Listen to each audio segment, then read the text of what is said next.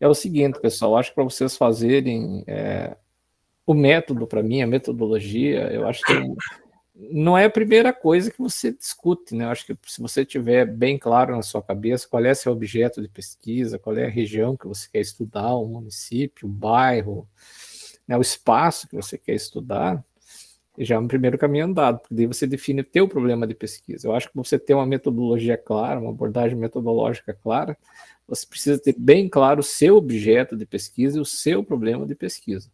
Não existe pesquisa, pessoal, não existe pesquisa sem problema, tá? Não existe pesquisa sem problema. Qual o problema que você vai discutir?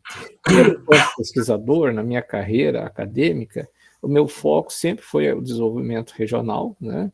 Muito ligado à questão das desigualdades regionais, as disparidades regionais. Na minha tese de doutorado, que eu concluí há 20 anos atrás, a minha discussão foi como o desenvolvimento se difundia. Se ele era desigual, como é que ele se difundia mesmo de forma desigual entre as regiões. Tá? Então, esse é meu foco de pesquisa. E é claro que quando a gente é professor de um programa de pós-graduação, professor de graduação, às vezes você, né, sai um pouquinho desse foco, dada a natureza de cada atividade, de cada perfil de aluno, né? Às vezes os alunos vêm com coisas bem específicas, a gente tenta fazer algum tipo de adaptação dada essa realidade. Mas, quanto pesquisador, eu sempre me foquei muito nessa questão das desigualdades socioeconômicas. O Franz pediu para mim trazer um exemplo, né, Franz, sobre aí alguma pesquisa que eu tenha feito, algum trabalho, e eu, tempos atrás, eu fiz um trabalho para o Ministério do Desenvolvimento Regional, avaliando um conjunto de regiões chamadas mesorregiões diferenciadas. Deixa eu mostrar aqui um mapinha correndo tudo aqui para vocês, depois eu volto para trás, tá? Essas aqui, pessoal, são as mesorregiões diferenciadas. Elas fazem parte de um programa que foi criado pelo Ministério do Desenvolvimento Regional há muito tempo atrás, na época se chamava Ministério da Integração Nacional, chamado PROMESO. Qual era o foco desse projeto? Qual era o objetivo do Ministério? O Ministério, fazendo um trabalho sobre o Brasil, sobre desigualdades regionais no Brasil, eles perceberam que nós temos algumas áreas territoriais no Brasil que é indiferente a estados, e a pobreza ela perpassa a fronteira daquele estado. Por exemplo, ali na região sul, aqui onde eu estou, o sudoeste do Paraná, oeste catarinense, o noroeste do Rio Grande do Sul, tem particularidades de desenvolvimento muito parecidas. É uma região de baixo dinamismo, apesar de ser uma região que tem assim, uma qualidade de vida excepcional, eles são de baixo dinamismo, eles não crescem muito. Depois eu vou falar um pouquinho melhor o que é esse dinamismo. Já outras regiões, por exemplo, como a região ali do Vale do Jequitinhonha, que fica entre o Espírito Santo e o Rio de Janeiro, Mucuri, Vale do Jequitinhonha, já é uma região que ela é pobre e de baixo dinamismo. Então você tem regiões, às vezes, que são ricas em termos de PIB, mas não conseguem ter qualidade de vida. E tem outras regiões que conseguem melhorar ao longo do tempo alguns indicadores socioeconômicos, mas elas não conseguem gerar emprego e renda para a população. Então, eles deram uma olhada no Brasil, identificaram alguns espaços subregionais que têm essas particularidades de baixo dinamismo ou baixo desenvolvimento socioeconômico, e selecionaram um rol dessas áreas, né? E colocaram o nome de mesorregiões diferenciadas. Então, a principal característica delas é que elas não respeitam limites de estado, né? São municípios que são contíguos, eles fazem fronteira um com o outro e, né, atravessam limites estaduais e apresentavam essa situação.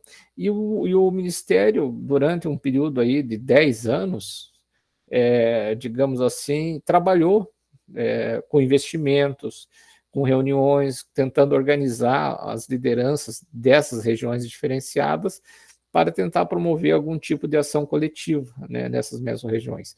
Foi criado em cada mesorregião, foi criado um fórum de desenvolvimento para discutir o que seria prioritário em termos de investimento. E 10 anos depois, né, eles ficaram se discutindo, né, se perguntando, será que houve melhorias, será que não houve melhorias? Aí que eu apareço em cena, né, para participar dessa discussão com um rol de outros pesquisadores no Brasil, para fazer um estudo, para verificar a situação dessas mesorregiões diferenciadas. Do estudo que eu fiz, praticamente quase tudo foi publicado, com exceção de uma mesorregião, né, que ainda não foi publicado o resultado final, que é a mesorregião do Xingó, que fica lá no Nordeste, e por questões aí que não vale a pena discutir isso, mas enfim. Então, praticamente todas essas mesorregiões têm alguma discussão publicada, vocês acham aí na literatura, e eu trouxe especificamente um case aqui para vocês, que é o das águas emendadas, tá? Eu já vou mostrar onde ficam as águas emendadas. É interessante que não tem mesorregião diferenciada no Mato Grosso do Sul, no Mato Grosso, entre Mato Grosso e Goiás, nós não temos mesorregião diferenciada. Acredito que talvez na análise inicial eles tenham identificado, mas naquele momento não foi prioritário para a política. Talvez por conta de falta de representatividade, né? Enfim, né? O Ministério não usou alguma divisão territorial no Mato Grosso do Sul, Mato Grosso, para participar, né, dessas ações. O que tem mais próximo ao Mato Grosso do Sul é as águas emendadas, que eu vou mostrar para vocês, e a região do Vale do Rio Acre. Tá? Então, esse material que eu vou mostrar para vocês está nesse paper, o desenvolvimento socioeconômico dos municípios da mesorregião diferenciada de águas emendadas. Ele foi publicado lá em 2021, logo, né, durante o período da pandemia. O título ficou errado, hoje que eu percebi que o título ficou errado aqui na tela, né, mas eu vou pedir para eles corrigirem. Então, se alguém tiver interesse em ver esses indicadores que eu vou mostrar para vocês, aí vocês vão ter essa oportunidade olhando esse texto, tá? Outra fonte de debate para aqueles que se interessam é o meu livro, né, Economia Territorial, Teoria e Indicadores. Ele está aí com download gratuito no Zenodo. Tem aqui outros sites que vocês podem puxar esse material, tá, se houver interesse. O Economia e Desenvolvimento Territorial também é outro livro interessante. Ele tem uma discussão teórica e lá tem 2 ou 3 capítulos no final desse livro que tem uma discussão metodológica também. Então, aqueles que querem discutir território, desenvolvimento territorial, economia regional, vai encontrar nesses 2 materiais aí algumas referências teóricas e metodológicas. Então, pode se tornar interessante, às vezes, para a pesquisa que vocês vão desenvolver, tá? Mas antes de eu entrar no método lógico, pessoal, primeira coisa, sempre lembrando vocês que cada região, seja no Mato Grosso do Sul, seja no Paraná, eles têm uma forma muito particular de criar sua riqueza e de promover, claro, o desenvolvimento socioeconômico. Eu sempre falo que cada município tem um modelo de desenvolvimento. Qual é o modelo de desenvolvimento do seu município? Alguns municípios têm um modelo de desenvolvimento baseado, por exemplo, no agronegócio da grande propriedade rural, outros têm um modelo baseado no agronegócio da pequena propriedade rural. Em Toledo, onde eu moro, por exemplo, é a pequena propriedade rural cooperativada, tecnificada, né, são pequenos módulos rurais, não são grandes propriedades. O Mato Grosso do Sul já tem uma escala de propriedades um pouco maior. O Paraná inteiro, o modelo de crescimento econômico do Paraná pelo agronegócio é muito focado no cooperativismo agroindustrial, né? Cada região tem suas bilionárias. Então, são particularidades desse modelo. Em alguns casos, para você perceber a economia do seu território, você tem que perceber o modelo de acumulação de capital, o modelo de desenvolvimento econômico que faz gerar emprego e renda nesse território. Tá? Então, às vezes, é muito importante você compreender isso. E, dado essas particularidades, pessoal, de cada território, cada território, pessoal, eles têm. Eles não conseguem, por vezes, melhorar as condições de vida da população. São territórios que crescem, você acumula capital, você ganha muito dinheiro, mas, por outro lado, a população continua, às vezes, na pobreza, na míngua. Por exemplo, a região da fronteira do Rio Grande do Sul com o Uruguai é uma região que é uma região muito rica, ela tem um PIB interessante, mas é uma região de baixos indicadores de desenvolvimento, né? Você percebe claramente que aquele modelo de desenvolvimento econômico ele não é um modelo inclusivo. Não estou dizendo aqui que você tem que chegar lá e acabar com tudo, mas nesses casos, para não gerar conflitos, é melhor você pensar um modelo alternativo, paralelo a esse modelo, que gera crescimento econômico, gera arrecadação, mas não é capaz de gerar desenvolvimento econômico, tá? Então, isso já reflete que quando a gente discute desenvolvimento econômico, desenvolvimento regional, desenvolvimento territorial, dentro da lógica capitalista de produção, nós estamos olhando a desigualdade, que existe uma desigualdade que é inerente ao sistema econômico. Então, nós, enquanto pesquisadores, nós, enquanto intelectuais que discutimos o processo de desenvolvimento, nós procuramos buscar alternativas para tentar diminuir essa distância que existe entre o processo de desenvolvimento das regiões. Beleza? E acho que a primeira forma de você poder fazer essa discussão é compreender como é que ocorre a dinâmica, como é que ocorre o processo de desenvolvimento, aonde vocês moram no seu território. Beleza? E aí que entra a questão metodológica, tá? Então, só eu trouxe aqui na tela, vocês estão vendo uma pequena distinção do que é a metodologia e o que é método. Às vezes é confundido as coisas, né? Muita gente associa metodologia a método. Primeiro, pessoal, que metodologia é um conjunto de normas, tá?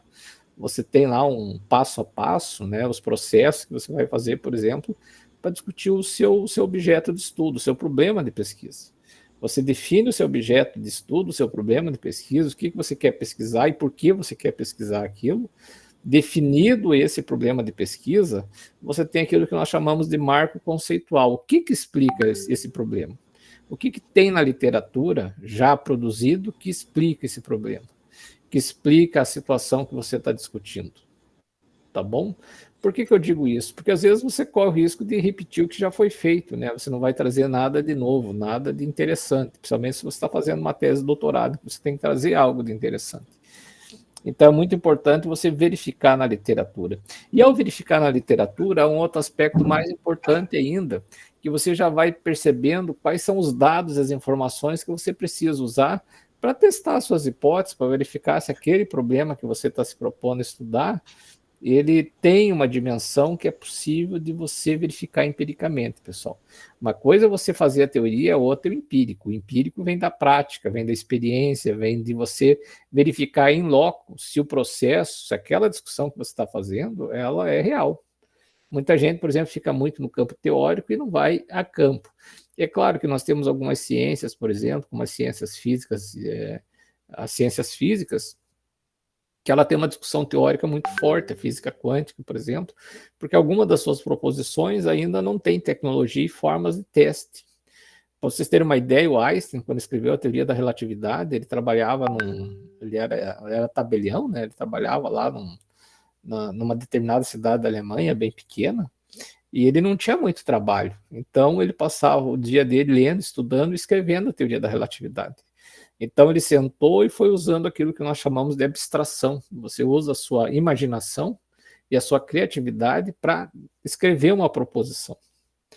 Mas ele não tinha como testar. Então, ele usou o encadeamento de ideias, aquilo que nós chamamos de métodos lógicos, que usa apenas o raciocínio. Ele foi usando o raciocínio no encadeamento de ideias, pessoal, para poder verificar se aquilo que ele estava discutindo era real. Então, quando eu falo de métodos lógicos, eu estou falando da arte do raciocínio, tá? Isso fique muito claro para vocês. Então, o Einstein, usando a imaginação dele, a abstração que nós chamamos, ele escreveu a teoria da relatividade, mas ele não tinha como provar empiricamente a teoria da relatividade. E quando nós não temos como provar na ciência, é abandonada a proposição, não necessariamente, né? Ela é importante para você fazer discussões, promover debates, crescer em cima disso. O conhecimento ele se faz no debate, mas em algum momento ao longo do tempo, à medida que a tecnologia foi avançando, que os telescópios foram se modernizando, que nós fomos desenvolvendo novas técnicas de exploração espacial, o que aconteceu? A teoria da relatividade ela pode ser testada empiricamente. Algumas das ideias do Einstein foram provadas, como ele estava certo, apesar dele ter usado apenas a imaginação, o pensamento lógico, né? Um raciocínio matemático se provou real, e outros, né, nem tanto, mas enfim. Então vocês vejam que em algum momento tudo aquilo que vocês propõem enquanto teoria tem que ser testado no empírico. Nas ciências sociais aplicadas, por exemplo, a gente pode até fazer algumas discussões puramente teóricas, como uma forma, né, de melhorar o conhecimento, de expandir o conhecimento, mas em algum momento você tem que fazer o teste empírico, para você refutar a teoria ou não. Às vezes você vê que a teoria é real, e isso te leva daí a outras dimensões de análise. Então, a metodologia, pessoal, é esse conjunto de normas. Você vai lá e diz, eu vou pegar esse dado, vou pegar essa informação, eu vou trabalhar o meu dado de tal maneira, que daí você já entra no método, tá? que é a técnica que você vai utilizar. Qual é o processo lógico que você vai utilizar? Você vai fazer, por exemplo, uma análise indutiva, uma análise dedutiva, você vai sair do geral para o particular, você vai ir do particular para o geral. Ah, você não vai fazer nada disso, você vai usar um outro procedimento, por exemplo. O pessoal fala em método dialético, que é verificar as contradições. Ah, você vai usar a hermenêutica, que é a arte da leitura, você vai ler os textos e a partir dos textos vai tirar os elementos que são essenciais e assim por diante. Então, existe metodologia e método, tá? Eles se conectam, mas na sua essência são elementos diferentes, só para deixar claro para vocês. E o que nós fazemos aqui, pessoal, no meu trabalho enquanto pesquisador? Geralmente a gente usa aqui no PGDRA, a maioria dos meus colegas que trabalham com desenvolvimento regional, né, alguns que têm bastante texto, inclusive publicados, nós utilizamos bastante a análise econômica, nós somos economistas, né? E o que é análise, pessoal? O que é analisar? Analisar é decompor. Você pega o teu objeto, a tua pesquisa, e vai decompor. Por exemplo, você vai discutir o desenvolvimento de Ponta Porã. A primeira pergunta, que desenvolvimento você está discutindo de Ponta Porã? É desenvolvimento social, desenvolvimento econômico, desenvolvimento político? Existem vários tipos de desenvolvimento. Aí você vai me dizer, não, eu quero discutir o desenvolvimento econômico de Ponta Porã. Beleza, mas por que você quer discutir o desenvolvimento econômico de Ponta Porã? O teu objeto de pesquisa é Ponta Porã, né? O desenvolvimento de Ponta Porã. Mas por que você quer discutir ele? Aí vocês podem me dizer, porque você pode pegar um dado, uma informação bem básica, e me dizer, não, porque o desenvolvimento de Ponta Porã é desigual, nem todos os bairros de Ponta Porã conseguem se inserir nesse processo de desenvolvimento.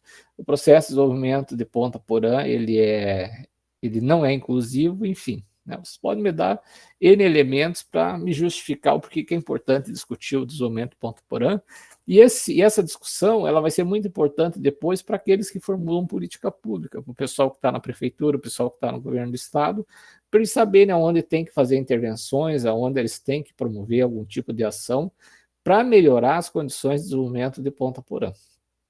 Muito bem, pessoal, no momento que eu quero discutir o desenvolvimento de Ponta Porã, o desenvolvimento econômico, eu acho que vem uma outra pergunta, que o que compõe esse desenvolvimento econômico, o que gera o desenvolvimento econômico? Aí que vem a literatura, porque existe uma vasta literatura na área do desenvolvimento econômico.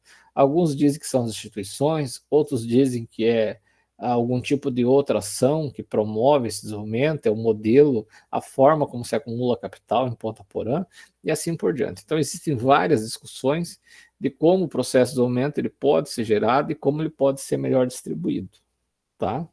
Então, vai chegar algum momento que você vai ter que escolher algumas dessas análises, né, algumas dessas interpretações para ser o seu foco de análise.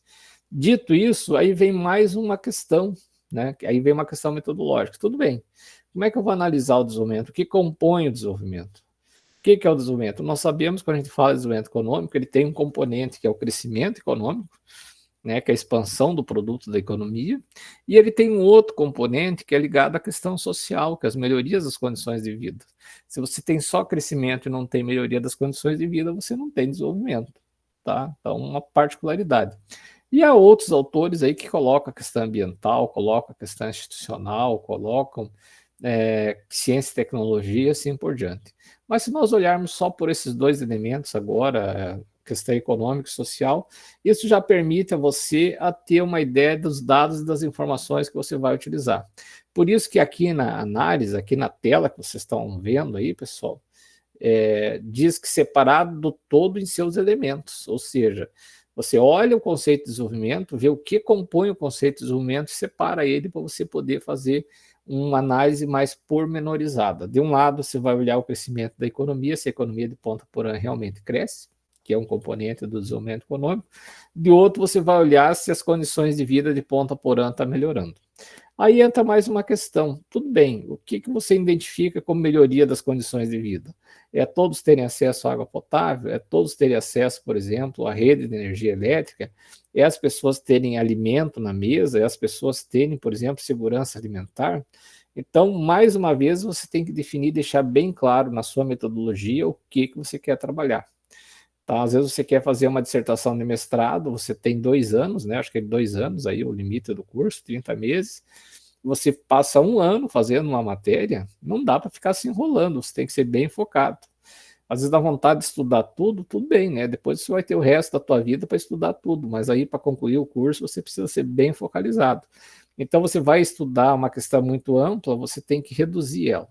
Muita gente critica isso, diz que é o reducionismo da ciência, mas para fins acadêmicos, pessoal, pelo prazo que nós temos, é isso que tem que ser feito, né? Depois, lá ao longo da sua carreira, você pode dedicar a sua vida inteira para estudar o desenvolvimento de ponta porã, e com isso você consegue, né, talvez achar mais elementos ou dar uma contribuição até bem mais significativa. Mas agora, para fins de concluir curso, tem que ser mais focalizado. Então você diz, não, tudo bem, então o desenvolvimento de ponta porã, pelo lado do crescimento, eu vou olhar a expansão do produto da economia, pelo lado do desenvolvimento, eu vou olhar, por exemplo, a melhoria nas condições de saúde. Aí que vem a questão, tudo bem, você já está separando do todos os elementos, as partes, tá? Aí a forma como você vai olhar as partes, né, qual é a natureza, quais são as relações que ocorrem nessas partes, em alguns casos você precisa ter algum elemento de medida. Aí que entra também, mais uma vez, os métodos lógicos, porque eles trabalham com essa relação causal, tá? Essa relação causal que vai te permitir dizer, olha, isso aqui é resultado do quê? E se eu manter esse padrão de desenvolvimento em Ponta Porã, isso vai me levar a aprofundar o problema da desigualdade, ou talvez eu vá diminuir essa desigualdade a médio e longo prazo. Então, pessoal, aí tem algumas etapas metodológicas, como eu já adiantei para vocês. A primeira dela, defina o fenômeno que você quer analisar. O que você quer fazer? Isso tem que ficar muito claro.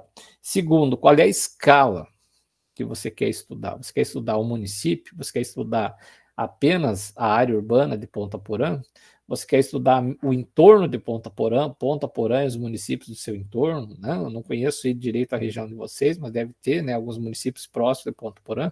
Ah, você quer comparar Ponta Porã com um município aí que ele é emendado aí no Paraguai, né, que ele é gêmeo com o Paraguai, e assim por diante. Então a escala é muito importante, porque ela já vai te ajudar também depois a definir alguns elementos de análise, alguns elementos também de temporalidade, tá? Segundo, você quer estudar essa. Terceiro, você quer estudar esse elemento num período de tempo ou em dois períodos de tempo. Nós, economistas, chamamos, quando se analisa um período de tempo, nós chamamos de estática, né? Você está usando um período estático, você está usando uma foto no tempo. Se você olhar duas fotos em dois períodos, três períodos de tempo, é aquilo que nós chamamos de estática comparativa. Eu gosto muito de métodos comparativos, que ele te permite a verificar, a perceber o fenômeno ao longo do tempo, se as coisas estão melhorando ou piorando. Então, quando você vai trabalhar com estática comparativa, fatalmente você tem que trabalhar com períodos ou séries históricas. O ideal geralmente é trabalhar com séries históricas, né? Principalmente quem gosta de trabalhar com modelagem econométrica. Porém, no Brasil, nós temos problemas, às vezes, de dados que você consegue achar nos mesmos períodos, com dimensões semelhantes e assim por diante. Mas, enfim, né, são problemas do Brasil, mas também há formas de você poder vencer esse tipo de limitação. Então, definido o fenômeno, definida a escala territorial que você quer trabalhar, você tem que definir qual é a temporalidade. Eu sempre falo, sempre procure discutir uma temporalidade mais atual possível, para que a gente não tenha dados muito defasados, né? Se as 6 séries que vocês querem trabalhar permitem, e sempre procure trabalhar de forma comparativa. Ou compara Ponta Porã com outro município que tem o mesmo perfil de economia, o mesmo perfil de desenvolvimento, ou você compara Ponta Porã na sua essência, na sua gênese, ou seja, compara os bairros de Ponta Porã, as atividades produtivas de Ponta Porã. Você pode olhar, por exemplo, o desenvolvimento na saúde em diferentes escalas de idade, em diferentes bairros, como é que isso ocorre, tá? Para poder te dar uma dimensão mais interessante do fenômeno.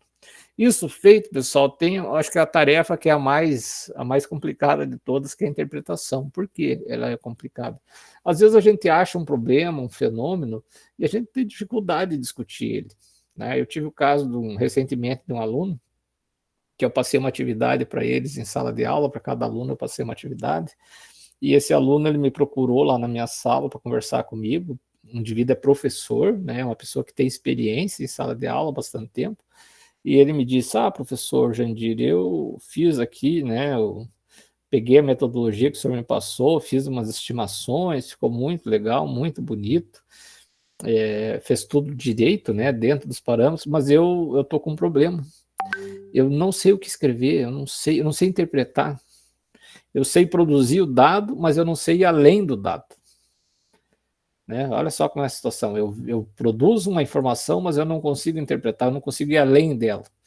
Eu sei que esse aumentou e diminuiu, não sei dizer os porquês, eu não sei estabelecer as relações causais que eu falei para vocês agora há pouco.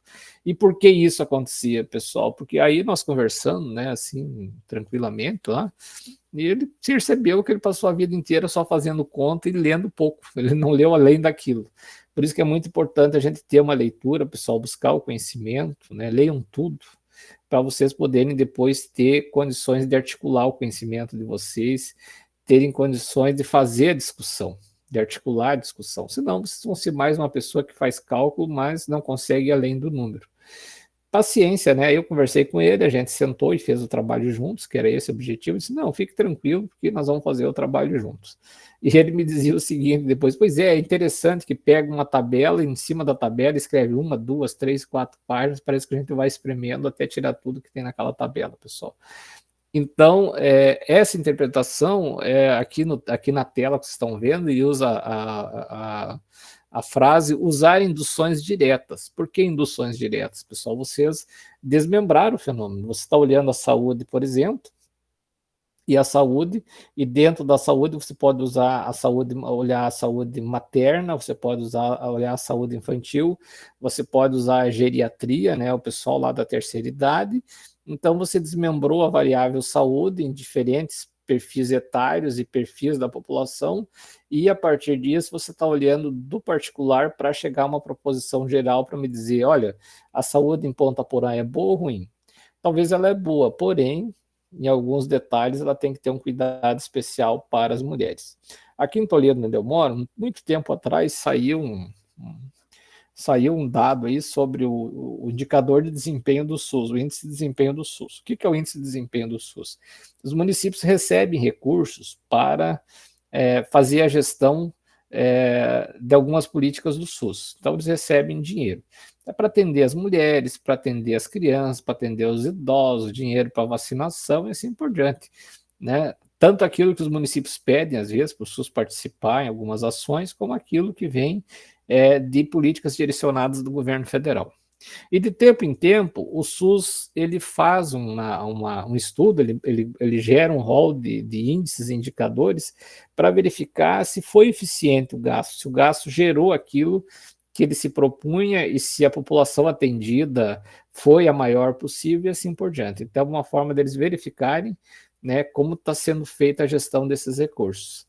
E eu me lembro que aqui em Toledo o indicador não foi positivo. Então foi aquele AUE, o índice no seu conjunto não foi positivo.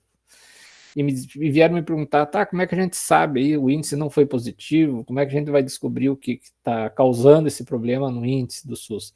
Eu dizia, não, o índice você tem que desmembrar ele e olhar os indicadores. Qual é o indicador aqui que está causando o maior prejuízo, digamos assim, no desempenho do índice geral?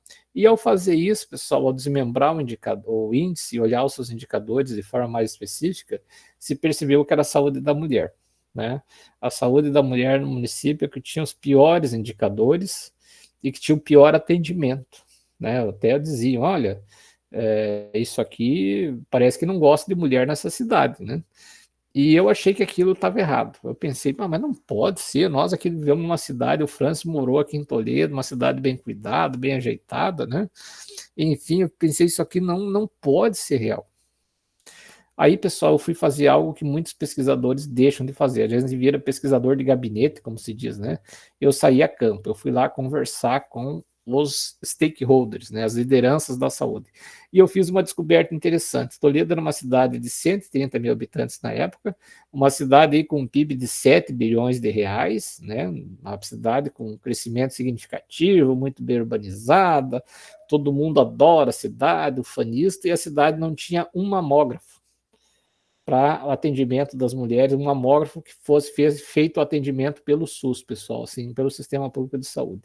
Quando uma mulher precisava de uma mamografia, tinham que pôr dentro de um ônibus, de uma van, despachar para Cascavel, Curitiba, aonde tivesse uma vaga, porque Toledo não tinha.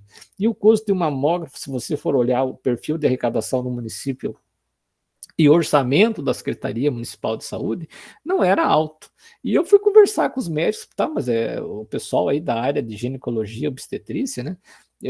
Perguntar para eles, escuta, mas um mamógrafo é uma coisa assim muito complicada de se manusear, né? Exige um técnico muito específico. Eles disseram, não, não é, nós mesmos podemos manusear, às vezes faz algum curso ali mais específico que exige o CRM, ou então um técnico em radiologia bem preparado, ou seja, você não precisava ter uma estrutura de alta performance, né, de alto conhecimento para poder manusear o tal de mamógrafo e gerar um exame adequado à população.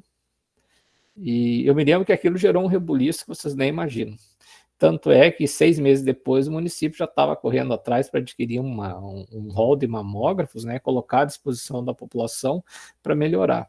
Então vocês vejam, a partir de um simples dado, né, conversando com stakeholders, foi suficiente para mobilizar a população, mobilizar aí os gestores públicos para resolver esse problema, pessoal. Tá? Por isso que você, quando você vai partir para a interpretação, né, você às vezes tem que olhar muitas peculiaridades. As particularidades, elas são muito importantes. Se você está fazendo uma pesquisa meramente quantitativa no gabinete, às vezes olhar o comportamento de todas as variáveis para perceber como elas se interagem, como elas se relacionam. E em alguns casos você vai ter que sair a campo para ver junto aos stakeholders por que essas coisas estão acontecendo, né? Então, isso em si é muito importante para te poder compreender essas relações. Aqui na tela vocês estão vendo os elementos de composta, que foi aquilo que nós fizemos naquela época, né, para discutir o índice de desempenho do SUS para o município de Toledo. Para vocês terem uma ideia, essa experiência ela foi muito interessante, porque eu percebi depois que prefeitos, secretários, o pessoal aí da comunidade em geral, percebeu que o uso de indicadores era muito interessante para você promover a gestão pública. Tanto é que tem 30 dias, né, nós assinamos uma carta de intenções com a nossa associação empresarial e o pessoal do Conselho Municipal de Desenvolvimento de Toledo, para nós gerarmos um rol de 100 indicadores para o município, para eles poderem monitorar o desenvolvimento do município.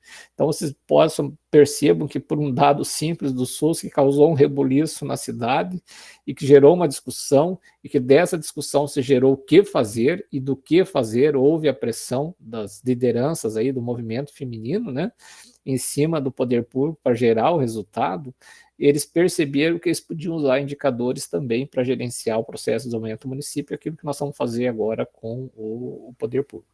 Em contrapartida, eles vão nos dar um laboratório dos nadão, vão nos equipar um laboratório de estatística, né, de econometria, que nós estávamos precisando, que vai ser a contrapartida dessa prestação de serviços. Tá? John Stuart Mill, pessoal, que é um filósofo que eu gosto muito, né? Porque ele é institucionalista, ele é um filósofo institucionalista. Vocês acham a obra dele facilmente nas bibliotecas, né? E ele sempre dizia o seguinte: você procura, né? Quando você está analisando um dado, você tem que procurar uniformidades, mas você tem que também procurar relações de causa e efeito, tá? E sempre lembrando, pessoal, que quando vocês estão analisando, vocês estão limitados ao tempo e ao lugar. O que ele quer dizer isso? Se você está estudando Ponta Porã, você está analisando Ponta Porã, você não pode fazer inferência sobre Campo Grande, por exemplo, que não é teu objeto de estudo e você não tem dados de Campo Grande. Às vezes você pega trabalho, às vezes tem um paper, né? A gente avalia paper para revista, o cara lá na conclusão ele começa a escrever sobre algo que ele não analisou, que não era objeto dele. Não pode, né? Você tem que estar focado naquilo que é seu objeto e no tempo, tá? O tempo e o lugar. Como você tem períodos específicos, as tuas proposições, elas valem para aquele período específico. Depois, ao longo do tempo, você pode promover outros estudos ou verificar se as coisas melhoraram além daquela temporalidade, melhoraram ou pioraram além daquela temporalidade que você usou, tá? Lembrando vocês que a indução ela parte de particularidades para o geral, a partir de particularidades você faz proposições gerais, e a dedução ela vem do geral para o particular, né? Você olha o conjunto de Ponta Porã, percebe que tem um problema e vai lá na raiz do problema, né? O radical, que vai lá na raiz, esmiuça para ver o que está acontecendo, tá? Então, essa particularidade. E aqui, pessoal, tem uma frase do Marshall que é muito interessante, principalmente para quem faz estudo qualitativo. que o que não se vê, frequentemente, convém mais estudar do que é visto. Às vezes você vai conversar com as pessoas, com uma liderança, para validar um dado, se perceber um problema, como eu percebi lá na questão da saúde, e fui conversar com as lideranças, e às vezes as pessoas não te falam o que deveriam falar, você sente isso. Por exemplo, eu percebia que quando eu fui conversar com alguns funcionários da Secretaria da Saúde, dentro da Secretaria da Saúde, era uma conversa. Quando eu conversava com eles fora da Secretaria da Saúde, era outra conversa. Dias atrás eu estava avaliando um trabalho aí de um menino que fez um estudo dentro de uma empresa, de uma grande empresa do Rio Grande do Sul, sobre os processos e procedimentos dentro da empresa, e ele entrevistou os peões, né, dentro da empresa. E eu dizia para ele, cara, você tem que sair dentro da empresa. Às vezes lá dentro da empresa tem ouvido nas paredes, né? Aí na universidade tem ouvido nas paredes. Às vezes você conversa algo com um colega, né, que é reservado, e todo mundo está sabendo no corredor no outro dia. Então, as pessoas elas se sentem retraídas, às vezes, no ambiente que elas estão sendo entrevistadas. Então, às vezes, é melhor você ir na casa dele ou conversar com ele em outro ambiente para que ele possa se abrir, ele se sinta mais à vontade. Tá? E outra coisa, o corpo fala quando a gente está fazendo pesquisa qualitativa. Às vezes, quando tu faz uma pergunta e a pessoa se sente incomodada, você vê, às vezes, no jeito dela se portar, né, que ela ficou incomodada, você já percebe, né, que ali tem alguma coisa que você tem que investigar mais a fundo. Por isso que o Marshall já dizia, olha, às vezes o que não é visto é mais importante do que aquilo que é visto. Né? O meu chefe sempre dizia o seguinte, às vezes você pergunta algo para uma pessoa e o que ela deixou de te falar é o mais importante. Né? O assunto que ela não quis tocar, que ela não quis se aprofundar, às vezes você insiste e você vê que a pessoa não quer aprofundar aquele assunto, que causa desconforto. Principalmente quando nós estamos trabalhando com métodos qualitativos que envolvem percepção de desenvolvimento, que você vai conversar com as lideranças para ver se elas têm uma noção real dos problemas que o município enfrenta. Às vezes o secretário é secretário de meio ambiente e ele não tem uma noção do qual é os problemas ambientais do município, né? Ele fica focado no dia a dia, aquilo que nós chamamos de varejo, e ele não consegue ter uma visão de longo prazo dos problemas ambientais do município, né? Então isso acontece muito. Então isso é muito importante também, é muito importante a gente, por isso que é muito importante você ter os dados junto com você. Eu sempre procuro ter dados do município, eu vou fazer um trabalho a campo, eu sempre tento antes ter dados, informações sobre aquilo que eu vou discutir. Eu aprendi isso com os jornalistas vinham me entrevistar e eu via que antes de me entrevistar eles tinham feito uma pesquisa de campo sobre mim, né? Tinham olhado o currículo Lattes, tinham visto minha produção, e tudo mais para vir conversar comigo. Então, vocês vão sair a campo, sempre tem informações, sempre tem uma visão da real dimensão do problema que vocês estão discutindo, né, por meio de dados, indicadores e assim por diante, tá? Então, isso é muito importante. Dito isso, pessoal, eu falei para vocês sobre esse case aí de Toledo, do índice de desempenho do SUS, convém dizer para vocês qual é a diferença entre índice e indicador, que são coisas simples, mas que têm, assim, um poder de generalização, às vezes, muito grande, tá? O índice, pessoal, às vezes ele é confundido com indicador, mas o índice nada mais é do que uma associação de indicadores e dimensões. Tempos atrás eu fiz um trabalho junto com o aluno sobre a cidade de Natal, sobre o desenvolvimento urbano de Natal, e nós usamos duas dimensões apenas. Uma dimensão era a infraestrutura urbana de Natal, né? Se Natal tinha equipamentos urbanos, investimentos em equipamentos urbanos que atendiam a população, e de outro, uma dimensão mais ligada à qualidade de vida no ambiente urbano. Né? Porque às vezes a pessoa tem uma frota de ônibus linda, maravilhosa, mas é uma frota de ônibus que polui, que gera dióxido de carbono na atmosfera, que joga benzeno na atmosfera, e as pessoas começam a ter problemas respiratórios. Né? Todo mundo vê o ônibus limpo, lindo, maravilhoso, mas ninguém procura perceber se há um sistema adequado de filtragem nessa frota de ônibus que propicia as pessoas a terem mais qualidade de vida no ambiente urbano. Eu vou dar um exemplo para vocês, a cidade de Cascavel, por exemplo, que toda a frota de ônibus da cidade de Cascavel é ônibus elétrico, eles não emitem poluentes, né? Eles não geram gases de efeito estufa. Então, a qualidade do ar de Cascavel melhorou bastante. A Noeste fez um trabalho medindo, né, a qualidade do ar antes e depois da instalação da frota de ônibus elétrico e percebeu que tudo melhorou na cidade, desde a poluição do ar até a questão do ruído.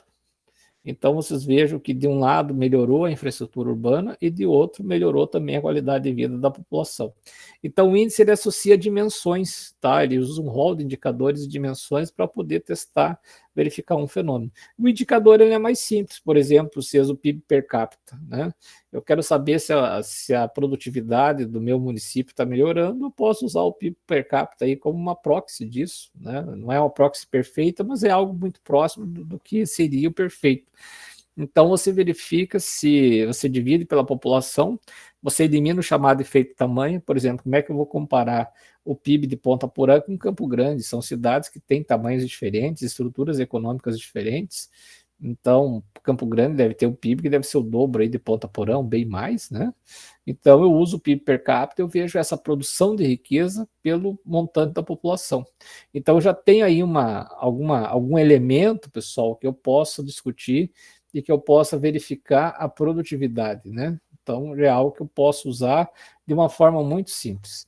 E para que servem, pessoal, índices e indicadores? Vocês podem usar para mensurar fenômenos, você pode usar para acompanhar o desempenho, construir um sistema de informações. Às vezes você é secretário municipal, você é servidor de um departamento da prefeitura, de turismo, por exemplo, e você quer verificar se o turismo tem melhorado ou piorado no município, a infraestrutura de turismo tem melhorado ou piorado, e você monta um rol de indicadores para você poder acompanhar ao longo do tempo. Aquilo que vem piorando já te mostra, né, já está te indicando que você tem que promover algum tipo de ação, de intervenção para melhorar as condições, tá? Então, ele serve muito também para você avaliar desempenho. E isso é muito importante, né? Se você não tiver, às vezes, um parâmetro para você se basear, para comparar com outros municípios, para verificar se a situação melhorou ou piorou no seu município também, aí fica complicado, né? Então, os indicadores e índices, eles são muito bons. Além disso, pessoal, eles servem também, muitas vezes, para você reforçar aí a sua pesquisa de mestrado, de doutorado, ou mesmo usar eles para uma pesquisa inteira de mestrado ou doutorado, se for o caso, dependendo do fenômeno que vocês querem disponibilizar. Para você ter um bom índice, ou indicador, pessoal, é muito importante ter dados confiáveis, né? Aqui no Paraná, por exemplo, nós temos o nosso IPARDES, que é o nosso Instituto Paranaense de Desenvolvimento Econômico e Social, que tem uma base de dados que é muito boa. O IPARDES compila dados de diferentes fontes e atualmente ele nos disponibiliza esses dados por município, por mesorregião diferenciada, por mesorregião, por micro-mesorregião, por região geográfica intermediária imediata, por área mínima comparável. Inclusive tem alguns agora estão tentando organizar por bacia hidrográfica, então eles nos conseguem nos dar diferentes dimensões, ajuda muito mesmo, é um trabalho muito bem feito pelo IPARDES, que nos permite ter dados confiáveis em dimensões que a gente possa trabalhar e conseguir fornecer informações para o poder público, até para nossas pesquisas, de maneira mais correta, eu diria, tá? A questão do objeto e do problema a ser estudado, pessoal, que eu já falei para vocês que é muito importante ter claro o que você quer estudar, que dimensão você quer estudar, onde você quer estudar isso é muito importante. Tendo isso claro, já é o primeiro passo para você construir a sua pesquisa. E após a revisão de literatura, geralmente que a gente tem elementos mais claros para explicar o problema, né? A revisão de literatura ela nos ajuda muito, que você vai verificar quem estudou isso, o que ele usou de parâmetro e o que se descobriu, né? Isso já vai te fornecer elementos depois para mais à frente você poder discutir o fenômeno de maneira mais objetiva. Eu falei para vocês no início que eu ia mostrar um exemplo, né, que é esse artigo aqui do desenvolvimento socioeconômico da mesorregião diferenciada de águas emendadas. São 13 mesorregiões, pessoal, o estudo foi feito em todas elas, tá? E essa aqui tem algumas particularidades. Eu não pude ir pessoalmente em todas elas, né? Não teve tempo e nem dinheiro, fui atropelado pela pandemia, na realidade. Eu tinha feito uma agenda para visitar todas as regiões do Brasil, eu consegui visitar o Xingó, consegui visitar as Águas Emendadas, né? Consegui visitar a região do Vale do Jequitinhonha, consegui visitar a grande fronteira do Mercosul, fui lá em Canané visitar a região do Ribeira Guaraqueçaba e assim por diante. Então, além de gerar dados, indicadores, eu fui pessoalmente em loco conversar com as lideranças de uma certa forma para validar meus dados e percebi algo que eu não tinha visto pelos dados, né? Em algumas regiões eu nunca tinha ido. As Águas Emendadas mesmo é uma área, né, que ela envolve Bahia, Goiás, ali um pedacinho de Minas Gerais, né, de Tocantins, e eu particularmente não conhecia detalhes dessa região, tá? Muito bem. Então, a primeira coisa que nós fizemos nesse trabalho foi verificar um indicador, olhar se as coisas estavam melhorando em termos de crescimento, que é o produto da economia, né? E perceber se as coisas estavam melhorando em termos de desenvolvimento econômico. Aí nós usamos um índice que já está pronto, né? Infelizmente ele não está sendo mais atualizado, né? Que é o Índice Firjan de Desenvolvimento Municipal, o IFDM. E por que nós usamos o FDM, pessoal? Muita gente usa IDH, nós usamos o FDM. Primeiro, porque o FDM e o IDH são muito convergentes em termos de resultados. A gente fez um estudo e percebeu que eles se correlacionam em mais de 80%, tá? E o índice Firjan, ele olha indicadores que vão além do IDH. O IDH, por exemplo, na questão escolar, ele olha a frequência escolar. O Firjan olha a frequência, mas olha também o IDEB, que é o desempenho da educação, né, o índice da educação básica, além de outros dados. Na saúde, por exemplo, o IDH olha a longevidade, né? Se a população está vivendo mais tempo, se a população está vivendo mais tempo, é sinal que ela está bem cuidada. A partir de um dado simples, do indicador simples, você começa a fazer inferir, né, coisas maiores, tá? Se a população está vivendo mais tempo, ela deve ter acesso à saúde básica. Se a população está vivendo mais tempo, ela tem acesso a alimentos saudáveis, ela está sendo bem cuidada e assim por diante. Porém, o Firjan, pessoal, além da longevidade, leva em consideração, por exemplo, a questão da mortalidade infantil, daquele atendimento que é feita, a internação por causas que poderiam ter sido tratadas antes, evitada a internação, né? Eu esqueci o termo técnico agora com o pessoal da saúde, enfim. Então, ele usa um conjunto, um rol de dados bem mais amplo que o IDH. Então, por isso que nós usamos bastante o IFDM. Então, de um lado, olhamos a população. Se a população está indo embora de uma região, é sinal que essa região não está oferecendo condições de emprego e renda, né? Senão a população ia ficar. Eu sempre falo, se o lugar é lindo, maravilhoso, não há por que a população ir embora. E se a região também está conseguindo produzir riqueza. Tem regiões que produzem riqueza, pessoal, e perdem população. Por quê? É uma riqueza que não gera emprego, né? A população quer ficar onde ela tenha emprego, ela tenha condições de ganhar um bom salário, que ela tenha condições de ter um futuro, né? Então, dados simples, mas que te dão um grande horizonte de análise se você souber trabalhar com eles. Por isso, aqui eu já deixo uma dica para vocês. Às vezes, vocês não precisam fazer coisas muito complexas e complicadas para perceber um fenômeno. Olhando a população, o PIB e um índice simples de desenvolvimento, às vezes você consegue perceber problemas ou fenômenos mais complexos, tá?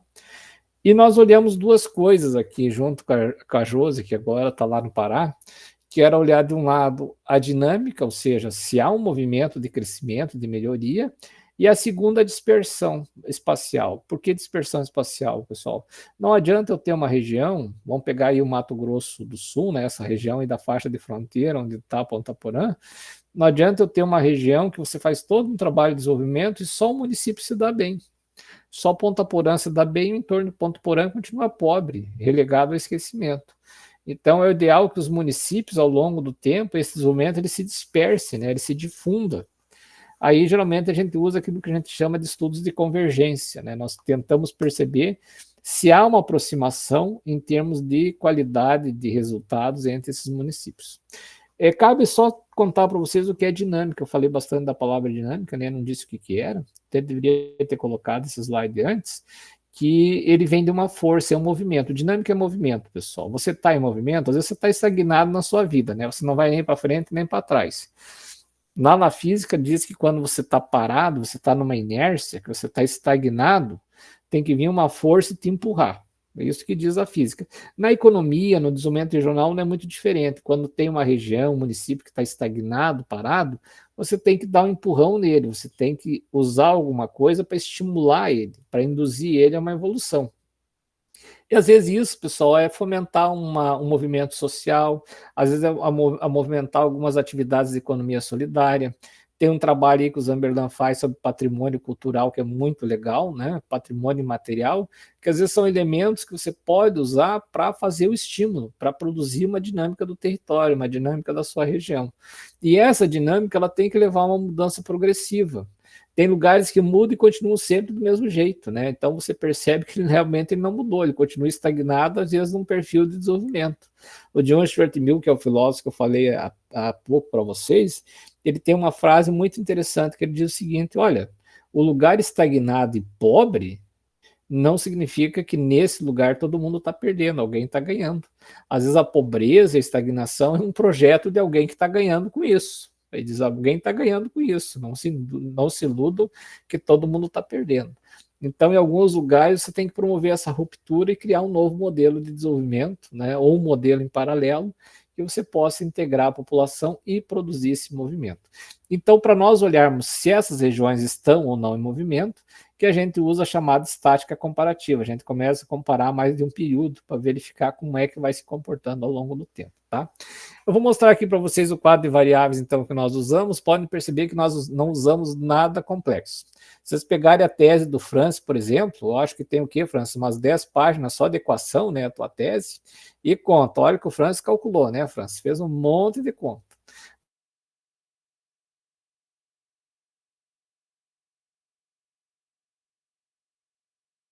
Vocês perceberem um fenômeno. Aqui nós só fomos olhar dados de PIB, dados de população, né, dados do índice Firjan, e usamos uns indicadores muito simples para isso, né? O primeiro deles é o PIB per capita, né, pessoal, que eu falei para vocês, é muito simples, que vocês já conseguem ter uma ideia de como está a situação do lugar da produtividade. E depois nós usamos um outro indicador que eu chamo de índice de centralidade. Eu não vou entrar aqui em detalhes como é que isso foi criado, que seria mais uma hora falando. Ele foi criado por um geógrafo chamado Walter Kristaller, né, lá nos anos 30, 40, e o Kristaller estava analisando o desenvolvimento das cidades da Alemanha.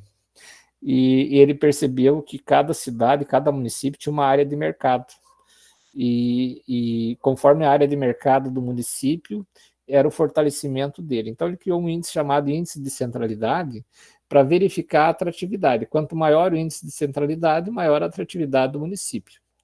Por que eu digo isso, pessoal? Porque os municípios eles investem em infraestrutura, eles melhoram as condições de vida, a população vai oferindo mais renda, e isso, por vezes, vai atraindo mais empresas para o município. Vai atraindo, às vezes, um atacado, né, um comércio atacadista, às vezes a melhora de uma rodovia vai atrair ao longo dessa rodovia outras empresas agroindustriais, né, por causa do acesso à matéria-prima e à logística de transporte. Então, isso fortalece a centralidade do município em relação aos demais. Então, o Cristal desenvolveu toda uma teorização em cima disso e foi testar empiricamente na Alemanha, e ele produziu alguns indicadores de centralidade, e esse é um deles que nós usamos. Então, a gente pensou o seguinte, tá, se nós olharmos o PIB e a população, comparando internamente na mesorregião das águas emendadas, melhorou internamente? E se nós compararmos a mesorregião das águas emendadas com o Brasil, melhorou?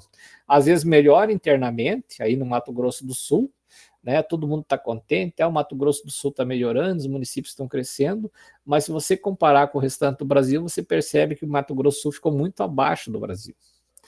Ou seja, vocês estão crescendo, mas não com todo o potencial que vocês teriam se vocês crescessem assim como o Brasil como um todo. Aqui no Paraná, por exemplo, estavam comemorando que o estado cresceu bastante, né? Mas nós percebemos que em relação a alguns outros estados brasileiros, o Paraná não cresceu tanto assim.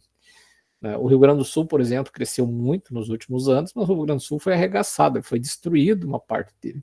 Então, a reconstrução do estado do Rio Grande do Sul fez com que o PIB do Rio Grande do Sul crescesse uma taxa bem significativa, tá? E outro indicador, pessoal, que eu gosto muito, e esse indicador, dias atrás eu tive até uma feliz coincidência. Teve um rapaz lá de Portugal, né, um técnico de um órgão público de Portugal, que fez uma conferência para nós e para os nossos alunos, e ele usou esse indicador de disparidade, né, usou a nossa referência para fazer o estudo para Portugal. Eu nem conhecia o indivíduo, né? E esse indicador de disparidade que vocês estão vendo em tela, na realidade, foi um indicador que eu encontrei algum tempo atrás, lendo um estudo sobre a União Europeia. O pessoal da União Europeia, do Comissariado da União Europeia, eles usam esse indicador de disparidade, pessoal, para monitorar a desigualdade regional na União Europeia. Eles não usam nada muito sofisticado, é simplesmente esse indicador. E se vocês olharem essa equação, é muito simples. Essa equação leva em conta a menor variável e a maior variável observada ao longo do tempo, só relaciona as duas, tá? E vocês encontram no livro aí que eu mostrei para vocês na primeira tela esse indicador. Então, nós olhamos de duas formas esse indicador. De um lado, nós olhamos o município, né, em relação ao conjunto, né, da mesorregião, e depois o município em relação ao Brasil, né, se a região estava melhorando em relação ao Brasil. E esse indicador ele mostra distâncias. Ele diz o seguinte: ó, em termos de desenvolvimento econômico, o pior município da região aí de Ponta Porã se aproximou do melhor município. Vamos supor que o melhor município da micro-região de Ponta Porã é Ponta Porã. E tem um outro município, vamos pegar o município do Francis, Bela Vista, acredito que é na mesma região. Se Bela Vista melhorou os indicadores e se aproximou do melhor, então é um índice de convergência. O que é a convergência? A gente está vendo se é uma aproximação entre aquele que tinha um indicador ruim e aquele que tinha um indicador melhor. É claro que aí vem as particularidades que eu falei para vocês. Talvez ocorreu a aproximação, Bela Vista se aproximou de Ponta Porã, não porque Bela Vista fez uma gestão excepcional, né? O Francis não é prefeito de Bela Vista, então ainda não tem aquela gestão excepcional. Aí o que acontece? Às vezes foi o caso que Ponta Porã caiu. Ponta Porã que ficou ruim na fita e caiu, e ao cair se aproximou do menor. Então, o ideal nesse caso é que todos cresçam, tenham dinamismo, e aquele que é mais pobre se aproxime daquele que tem maior nível de desenvolvimento. À medida que os municípios, pessoal, as regiões vão atingindo um nível de desenvolvimento, vai diminuindo o crescimento delas. Por quê? Porque elas já conquistaram tudo, então elas não têm muito mais a conquistar. Então é natural que a dinâmica deles diminua um pouco, né? Eles mantêm um certo dinamismo, mas não tão alto. Agora, aquele que é muito pobre, qualquer investimento que se faça lá já dá um grande impacto, tá? Então esse indicador ele vai vai te ajudar a você monitorar se há ou não essa convergência regional. Você vai montar, por exemplo, um observatório de desenvolvimento regional, você não precisa, às vezes, ter coisas muito sofisticadas, usa um indicador muito simples, com variáveis chaves, né? Aqui foi usado o PIB per capita, foi usado o IFDM, para verificar isso. Aqui está a mesma região das águas emendadas, pessoal, onde é que ela fica, né? Ela pega um pedaço da Bahia, ali no mapa não aparece, mas ela pega um pedaço da Bahia, o nortão lá de Minas Gerais e Goiás. Eu peguei o carro no Paraná, andei 5.000 quilômetros e andei em vários municípios que compõem aí essa mesma região.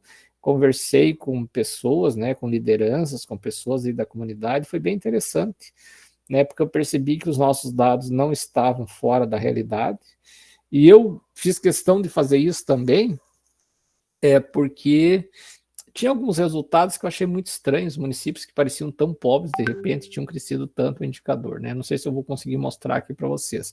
Aqui já dá para verificar alguma coisa, por exemplo, se eu pegar 2005, 2016, a gente vê, por exemplo, que a participação de Catalão, que é um município industrial, tem montadora de automóvel lá em Catalão, em Goiás, ele continuou primeiro no ranking, mas nós percebemos que ele tinha, em termos de participação no PIB total, né, no contexto da região, ele havia perdido participação. E por quê, pessoal? Porque muitos municípios, por exemplo, que era cerrado, que não tinha grandes investimentos em agropecuária, eles ampliaram, né, esses investimentos. A região ali, uma parte do Mato Piba, né, ali no sul da Bahia, né, aumentaram, expandiram o processamento de grãos. Cristalina, por exemplo, que era um município que não tinha indústria, tinha expandido a transformação agroindustrial. Outros municípios, por exemplo, que não tinham processamento de proteína animal, instalaram frigoríficos. Então, olhando o rol, pessoal, Goiás deu um grande salto. Não sei como é que está a situação no Mato Grosso do Sul, mas o Goiás ali deu um salto significativo. Tanto é que se eu pegar a Bahia, por exemplo, não tem nenhum município aqui do sudoeste da Bahia, né, do sul da Bahia, lá daquele extremo oeste da Bahia, participando aqui. E tem municípios aí que fazem parte, os municípios das 7 ilhas que a gente fala, que é Correntina e tudo mais, faz parte dessa mesma região. Eu tive em Correntina e eu me lembro que algo que me chamou muito a atenção em Correntina foi que eu conversei com o pessoal da população, né? Eu fiquei batendo perna, tomando uma cervejinha aqui, né? Conversando com as pessoas, indo nos botecos, etc e tal.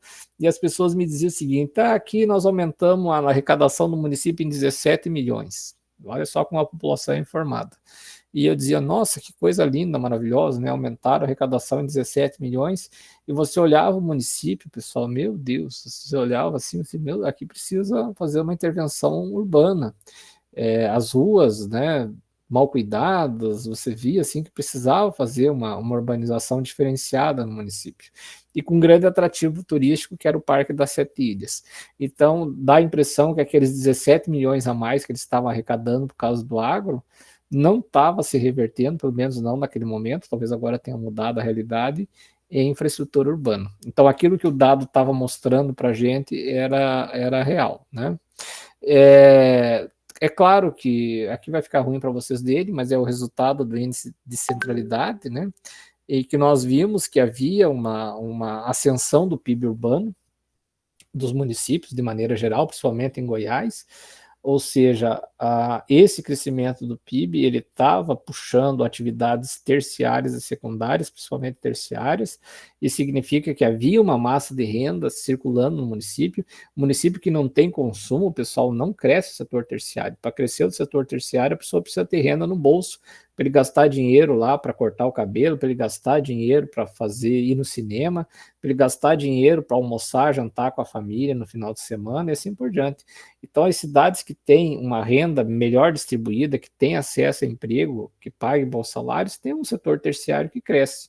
Às vezes você quer ver se a população tem renda no bolso, você não precisa fazer muita coisa, dá uma observada aí no setor terciário, no desempenho do setor terciário.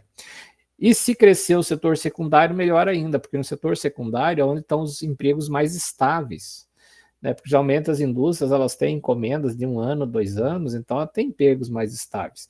A agricultura, por exemplo, gera emprego? Gera, mas gera muito pouco, porque a tecnologia é muito forte na agricultura, né?